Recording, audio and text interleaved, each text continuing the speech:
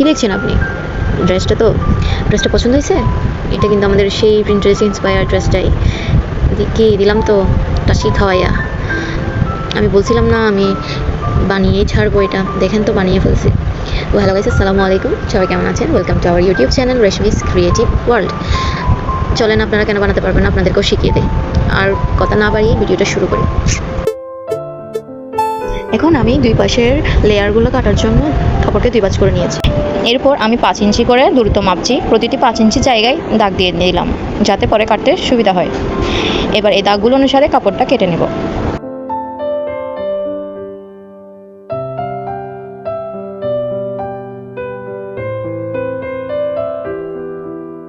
এখন এই ইনার পার্টটা কাপড়ের উপর রেখে ইনারটার শেপ ঠিক রেখে কাপড় কেটে নেব।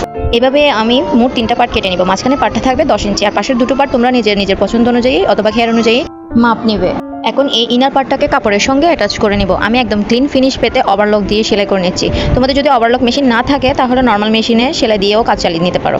আমার মেশিনে আছে তাই আমি এভাবেই করছি। যাদের আমার সেলাই মেশিন নিয়ে জানার ইচ্ছা আছে তারা কমেন্টে জানিও, আমি বিস্তারিত নিয়ে একটা ভিডিও বানাবো। ইনার পার্টের সঙ্গে কাপড় অ্যাটাচ করা শেষ হলো। সেমভাবে আমি 3টা পার্টেরই ইনারটা অ্যাটাচ করে নিয়েছি। এবার নতুন একটা কাপড়ের পট্টি নিলাম যার দৈর্ঘ্য প্রায় 25 থেকে 24 ইঞ্চি। এই পট্টির এক পাশ রেখে দিয়ে সেলাই করে দিচ্ছি যেন সুন্দরভাবে জোড়া লাগে। আমি এই ড্রেসটার সাথে ম্যাচ করে একটা বো ক্লিপও বানিয়েছি সেম কাপড় দিয়ে। ওইটার ভিডিও আমার ইউটিউব চ্যানেলে দেওয়া আছে, আমি ডেসক্রিপশন বক্সও দিয়ে দিব, আপনারা চাইলে ওইটাও দেখে নিতে পারেন। আরেকটা কথা ভাই, যারা এখনও আমার ইউটিউব চ্যানেলটি সাবস্ক্রাইব করেন নাই তারা এখনই সাবস্ক্রাইব করে ফেলুন, আর ভিডিওটা লাইক কমেন্ট শেয়ার করে আপনার বন্ধুদের কাছে পাঠিয়ে দিন। আর হ্যাঁ, চাইলে আপনারা আপনাদের পছন্দের ডিজাইন আমাকেও পাঠাতে পারেন, ইনশাআল্লাহ চেষ্টা করবো ওই ডিজাইন বানানোর। আমার ফেসবুক আইডি লিঙ্ক ডিসক্রিপশন বক্সে দেওয়া আছে। এক পাশ অ্যাটাচ করা শেষ, এখন অপর পাশেও আরেকটা পার্ট লাগাবো। এই পার্টটা ঠিক মতো বসিয়ে সেলাই করে নেব।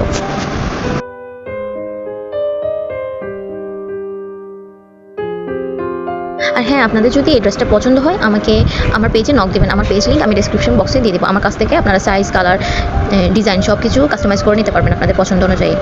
এই তো কথা বলতে বলতে এখন দুটো অংশের সাথে সুন্দর করে লাগানো শেষ করলাম, একদম আগের মতোই ঠিকঠাক সেলাই করলাম। সেমভাবে আমি পার্ট 3টা একসাথে অ্যাটাচ করে নিয়েছি।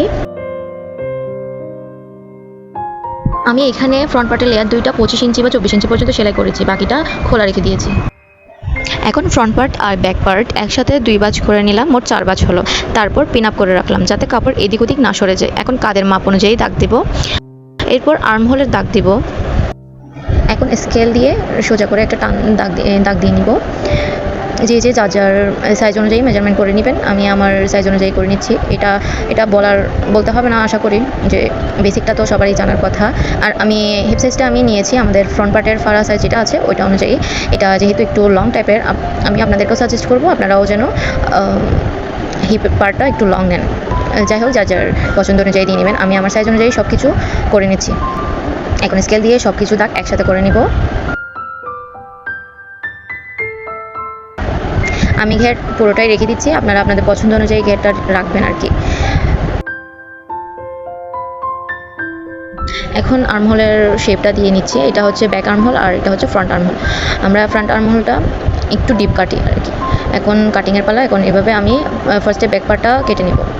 অনেকেই ফাইনাল লুকটা দেখার জন্য ওয়েট করতেছেন। আসলে আমি কিন্তু ড্রেসটা একদিনের মধ্যেই মেক করে ফেলছি, বাট অসুস্থ হওয়ার কারণে ভিডিওটা এডিট করতে পারি নাই আপলোড করার জন্য, এই আর কি। তার উপরে হচ্ছে বৃষ্টি, যার কারণে আমি শ্যুটও করতে পারতেছি না এটা পরে, সেজন্য লেট হয়েছে আর কি। এখন নেক ডিজাইন কাটিং করার জন্য আমি পেস্টিং নিয়ে নিয়েছি। আসলে আমি আগে এখানে মেজার করে রেখেছিলাম, এখন তোমাদের দেখাচ্ছি।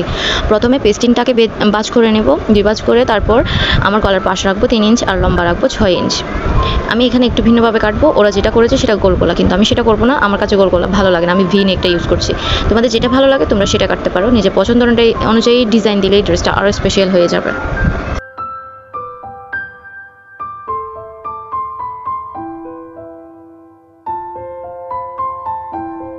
এভাবে কেটে নেওয়ার পর পেস্টিংটাকে কাপড়ের উপর রেখে ভালো করে আয়রন করে নেব, যাতে কাপড়ের সাথে ভালোভাবে আটকে যায় এবং কাজ করতে সহজ হয়। এখন পাশের বাড়তি কাপড়গুলো আমি কেটে নিব 1/2 ইঞ্চির মতো কাপড় রেখে। এখন গলার অংশটা সুন্দরভাবে জোড়া লাগিয়ে নেব, কাপড়ের সাথে ঠিকঠাক সেট করে নেব। সেলাই দিয়ে নিলাম যেন ভালোভাবে বসে। আপনারাও ঠিকঠাকভাবে, যাদের একটু প্রবলেম হবে তারা আমার মতো পিন আপ করে নিতে পারেন, যাতে কাপড়টা সরে না যায় আর কি। এভাবে করে আমি ফ্রন্ট পার্টের নেকটা বসিয়ে নিচ্ছি।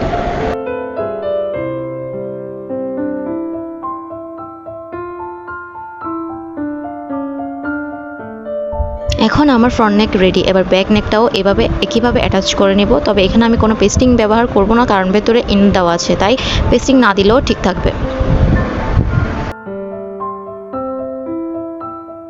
নেক রেডি করার পর এখন আসি আসল টুইস্টে। চকচকে লুক দেওয়ার জন্য ফ্রন্ট পার্টের এক পাশে লেস লাগাবো। একদম শেষ পর্যন্ত যত দূর কাপড় আছে সেখান পর্যন্ত লেসটা সুন্দর করে বসিয়ে সেলাই করে নেব।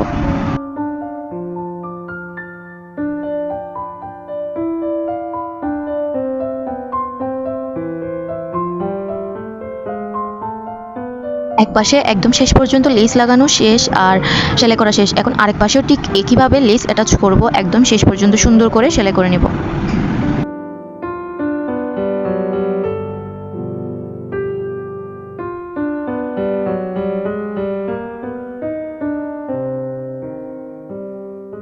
যারা আমার শপিং ব্লগটা দেখোনি এখনও, তাদের জন্য আমি লিঙ্কটা ডিসক্রিপশন বক্সে দিয়ে দিচ্ছি, দেখে নিও যাও।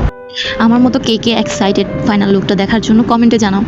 আমাদের একটা লেয়ারের দুই পাশে লেস লাগানো শেষ। এখন দেখতে পাচ্ছেন কি সুন্দর একটা ক্লাসি লুক আসছে। এখন আমরা আরেকটা লেয়ারের দুই পাশেও লেস লাগাবো সুন্দর করে।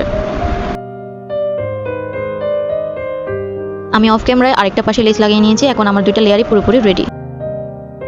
এখন গলার অংশে লেস লাগাবো। প্রথমে একটা লেয়ারের লেস লাগিয়ে নিচ্ছি, সুন্দর করে বসিয়ে সেলাই দিচ্ছি।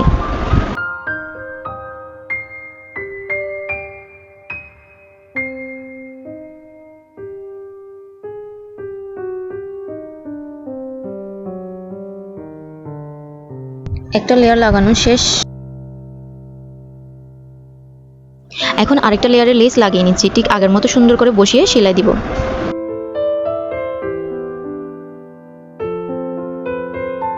আমাদের গলার অংশটাও ডিজাইন করা শেষ। এখন একটু হালকা ঝলক দেখিয়ে দিলাম আমাদের ফ্রন্ট পার্টের। তবে এখানে কিন্তু শেষ না, এখানে আরও কয়েকটা কাজ বাকি আছে। আমি হাতের কাপড় কেটে নিয়েছি। এই অংশেও আমরা লেস লাগাবো, সাথে ব্যাক পার্টেও লেস লাগানো হবে।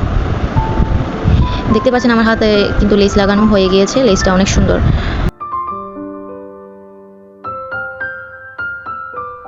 এখন আমরা ফ্রন্ট পার্ট আর ব্যাক পার্টের শোল্ডারটা অ্যাটাচ করে নিব। এগুলা বেসিক জিনিসটা সবাই পারে, সেজন্য আমি ভিডিওটা আর লম্বা করতে চাচ্ছি না, তাই এটা ভিডিও করিনি। আর সাথে এটাতে হাতাটাও আমি অ্যাটাচ করে নিব।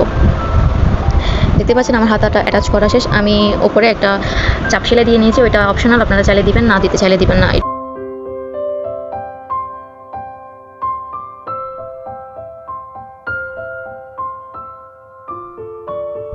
এখন আমরা ড্রেসের সাইডগুলো সেলাই করে নিব একসাথে, ঠিক আছে? এখন ড্রেসটা একটু ডিজাইন করার পালা। এই ডিজাইনটা আমি নিজের মতো করে করেছি, আপনারা চাইলে এই অংশটা স্কিপ করতে পারেন। এখানে আমি ইনারের কাপড় দিয়ে বর্ডার দিয়েছি আর বর্ডারের উপর স্টোন ওয়ার্ক করছি। এই স্টোন লাগানোর জন্য আমি এই গ্লু ব্যবহার করছি। আর হ্যাঁ, মাঝখানের অংশ বাদে বাকি দুই পাশে এই স্টোন ওয়ার্ক করব। এখন প্রিন্টারেস্টের ড্রেস অনুযায়ী ওরা যেভাবে মাঝখানের অংশটাই স্টোনের পেচ লাগিয়েছে, আমিও ঠিক সেভাবে গ্লু দিয়ে লাগিয়ে নিচ্ছি। দেখেন তো একদম একই রকম হলো কিনা। এখন চলেন তাহলে এখন আমরা আমাদের ড্রেসের ফাইনাল লুকটা দেখে নেই। दिल में तू जगा दे, ये फासलों को कर दे तू कम। मांगी मांगी दुआ मांगी है, बस यही दुआ मांगी है, मैं दिन ब दिन तुझे में रहूं। हो उफ तक ना यारा करूं, हो तेरा हो के रहूं, हर हूं तेरा हो के रहूं। তো দেখলেনই তো আমাদের ড্রেসের ফাইনাল লুকটা কেমন হয়েছে, আমাকে কমেন্টে জানাবেন। আর আপনাদের ফ্রেন্ডদেরও শেয়ার করে দেবেন আর সাবস্ক্রাইব করে দেবেন আমার চ্যানেলটি। আজ তাহলে এতটুকুই। তাহলে আবার দেখা হবে নতুন একটা ভিডিও নিয়ে। তো ভালো থাকবেন, সুস্থ থাকবেন। আল্লাহ হাফেজ।